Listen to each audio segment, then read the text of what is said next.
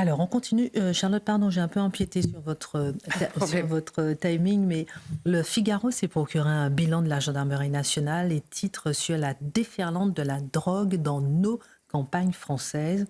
Faut-il s'étonner d'une telle cartographie ? Honnêtement, il est impossible de s'en étonner. En tout cas, quand on a un peu de suite dans les idées, vous savez, qu'on travaille un sujet et qu'on y revient régulièrement. Mais on est quand même toujours surpris par l'ampleur d'abord de ce mal qui dévore les villes de manière absolument évidente, les campagnes, la tranquillité donc désormais de tous et surtout les cerveaux de tous les consommateurs. On se dit à force, mais quand va-t-on comprendre en réalité que là, la guerre doit se mener sur absolument tous les fronts. Et quand je dis ça, c'est-à-dire pas seulement entre les mains de la police et la gendarmerie, ça doit se mener sur absolument tous les fronts.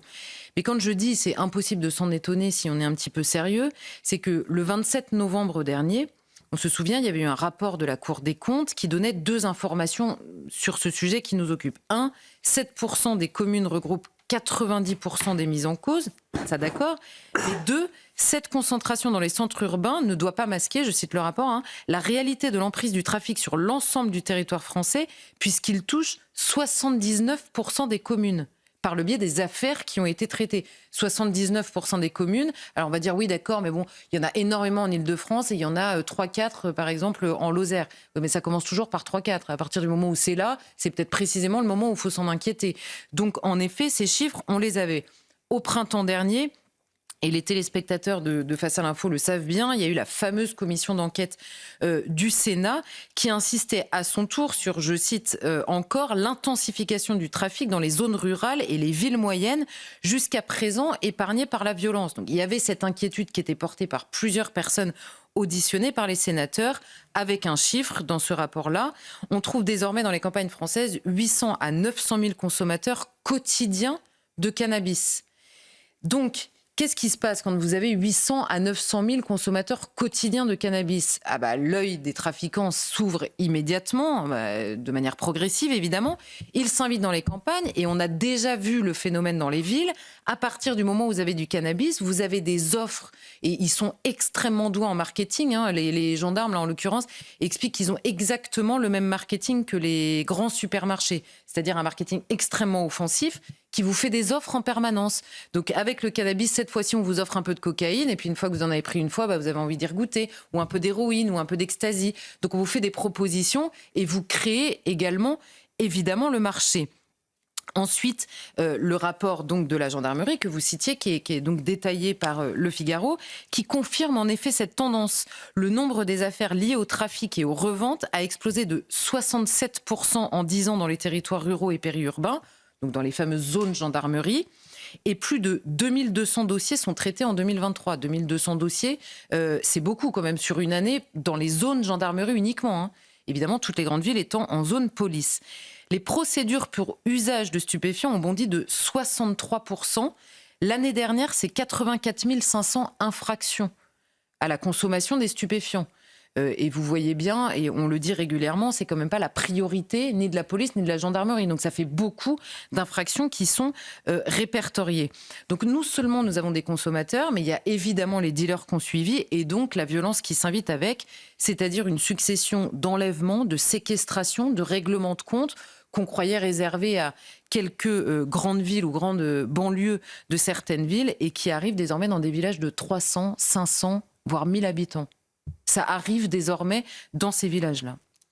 Alors Charlotte, comment expliquer un tel mouvement de conquête des campagnes relativement épargné il y a encore juste quelques années ?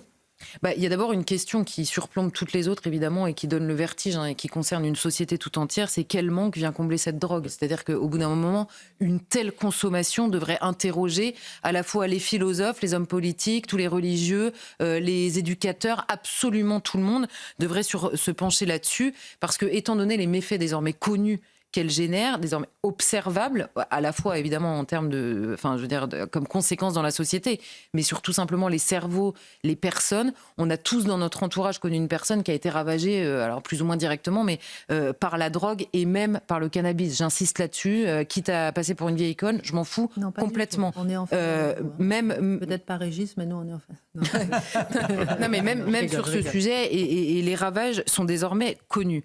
Outre cette question qui surplombe évidemment évidemment tous les autres et qui est celle qui n'est jamais abordée par ailleurs. Il y a des raisons plus prosaïques, on va dire, de cette expansion du trafic de drogue. La porte-parole de la Gendarmerie nationale explique qu'il y a de plus en plus de consommateurs, donc, confère la question précédente, des prix de plus en plus faibles par la force des choses, et une population en zone gendarmerie qui a augmenté ces 10 dernières années de 2 millions de personnes. 2 millions de personnes qui sont essentiellement les plus précaires, chassées de plus en plus des villes, qui se retrouvent donc éloignés des villes, et les fameux néo-ruraux qui, par ailleurs, veulent interdire le chant du coq. Vous savez, c'est une petite caricature. Mais les fameux néo-ruraux, mais c'est surtout, évidemment, les déclassés qui viennent... s'installent à la campagne. Voilà, qui s'installent à la campagne, pardon. Et la vice-présidente de l'Association des maires ruraux de France, qui est par ailleurs la référente sur la lutte contre la délinquance et la radicalisation, donne une autre donnée importante. Elle dit d'abord, dans les campagnes, il y a les consommations excessives de drogue, enfin excessives, c'est-à-dire massives, pardon, de drogue dans les rave-parties, qui par définition sont souvent à la campagne. Donc là, évidemment, ça fait aussi monter des chiffres. Et elle dit, mais ces dernières années, énorme inquiétude, une augmentation considérable de la consommation de poudre, donc c'est-à-dire la cocaïne, dans des situations de précarité épouvantables, avec des jeunes qui dévissent totalement, c'est le terme qu'elle utilise, qui dévissent totalement, donc déscolarisés. Tout ça est à destination de ceux qui rendent la chose assez romantique, et on en a vu ces derniers jours. L'autre explication, encore une fois, dans la liste des explications assez prosaïques, on va dire, c'est la violence du trafic qui est désormais largement documentée, notamment dans les cités, vous savez, des grandes villes. On parle beaucoup de Marseille, mais enfin, c'est vrai dans beaucoup d'autres grandes villes, ainsi que le harcèlement des points de deal. Vous savez, ces opérations de harcèlement sur les points de deal, et donc organisées cette fois-ci par la puissance publique, eh bien, faute de pouvoir s'imposer dans le trafic des cités, à la fois parce que le harcèlement est plus fort, le harcèlement policier est plus fort, et parce que ça fait monter la violence des trafiquants entre eux qui se disputent, vous savez, jusqu'à tuer les différents points de deal, eh bien, vous allez dans des zones à la fois plus calmes et moins surveillées par la force des choses, puisque le phénomène est plus nouveau. Et alors là, la livraison s'organise via les réseaux sociaux. Là, dans le rapport, il est dit que l'ubérisation dans les campagnes représente désormais 37% de la marchandise. Donc, c'est une part conséquente. Donc, l'ubérisation, c'est soit vous prenez contact sur les réseaux sociaux, on vous donne un point de rendez-vous dans tel hangar, à telle ferme, à tel coin de rue, soit c'est carrément la livraison à domicile qui a explosé dans les villes et les campagnes depuis la période du Covid. Et un point de deal fermé à la campagne, c'est-à-dire une ferme où l'on retrouve par exemple ça, eh ben, il est reconstitué quelques kilomètres plus loin, un peu plus profondément dans la campagne. En tout cas, ce rapport est une confirmation, la pieuvre est bien tentaculaire. Et quelle est par conséquent la réponse des gendarmes à ce phénomène d'ampleur dans nos campagnes ? C'est souvent, et c'est vrai aussi pour les policiers d'ailleurs, c'est le travail des forces de l'ordre qui révèle l'ampleur du trafic. Vous savez, ils ont une idée du nombre de saisies qu'ils font, c'est-à-dire à engagement constant. Si les saisies augmentent considérablement, c'est qu'évidemment, le produit qui circule en France a lui aussi augmenté considérablement. L'an dernier, ils ont interpellé 7800 trafiquants pour 44,2 millions d'avoirs criminels directement liés au trafic. Donc vous voyez qu'il y a aussi évidemment beaucoup d'argent déjà en jeu dans les zones gendarmerie. Et hors douane, les gendarmes ont intercepté près de 10 tonnes de résine de cannabis, 3,7 tonnes de cocaïne et 230 kilos d'ecstasy.